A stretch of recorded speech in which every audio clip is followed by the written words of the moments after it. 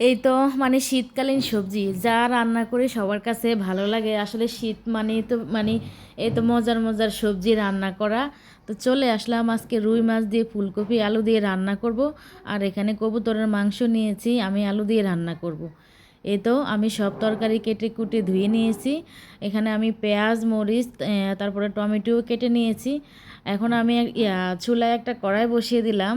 তো hello everyone, আসসালামু আলাইকুম। সবাই কেমন আছেন? আশা করি সবাই ভালো আছেন। তো আপনাদের মাঝে ছোট্ট একটি ব্লগ নিয়ে আবারও চলে আসলাম। এই তো আমি চুলায় একটা কড়াই বসিয়ে দিয়ে তার মাঝে তেল দিয়ে এখন মাছগুলো ভেজে নিচ্ছি। আমি মাছগুলো প্রথমে হলুদ লবণ দিয়ে মেখে নিয়েছি, তারপর আমি মাছগুলো এখন ভেজে নিচ্ছি আস্তে আস্তে। আমার সবগুলো মাছ দেওয়া শেষ। এখন মানে আমি মাছগুলো দিচ্ছি।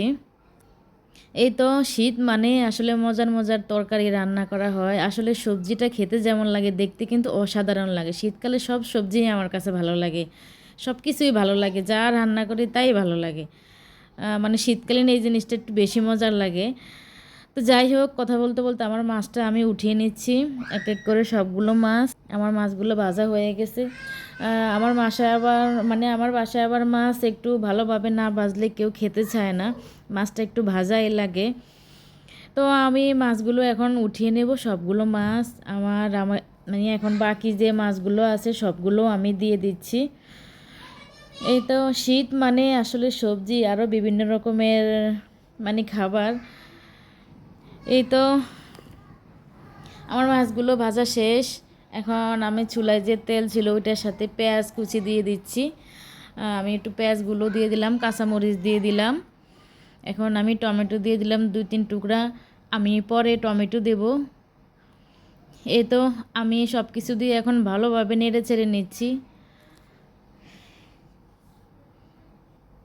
আসলে আমার বাসায় একটু তরকারিটা খুব বেশি পছন্দ করে সবাই, কারণ তরকারি শীতকালে একটু তরকারি বেশি না হলে হয়ই না, কারণ তরকারি একটু বেশি হলে সবার কাছে ভালো লাগে।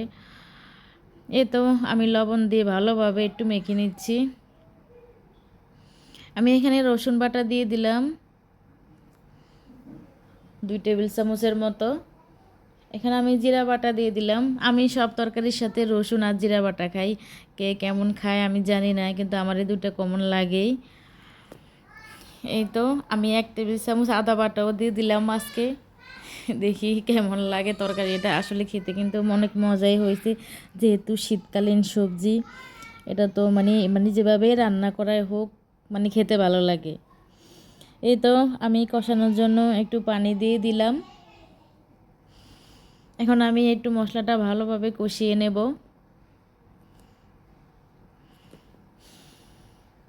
এই তো একটু কষানো হয়ে গেলে আমি দিয়ে দিলাম হলুদের গুঁড়া 1 টেবিল চামচ, তারপর মরিচের গুঁড়াও দিয়ে দিলাম।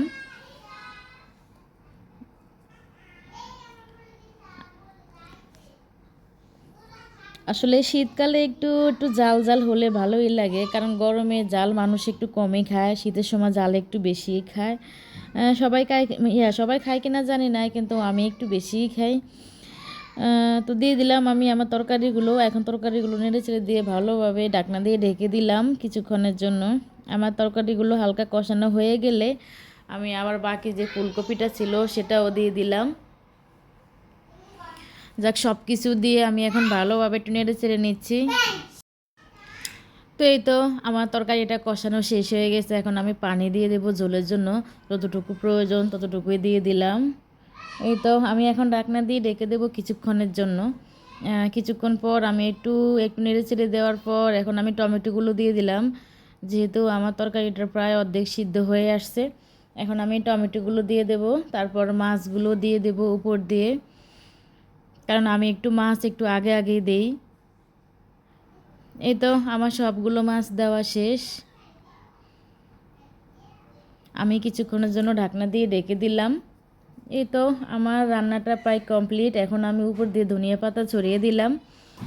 তো শীতকালীন সবজি আসলে যা রান্না করা হয় সবই ভালো লাগে। আসলে আমার কাছে শীত মানে তো মজার মজার সবজি। তো আজকের মতো এখানেই বিদায় নিচ্ছি। সবাই ভালো থাকবেন।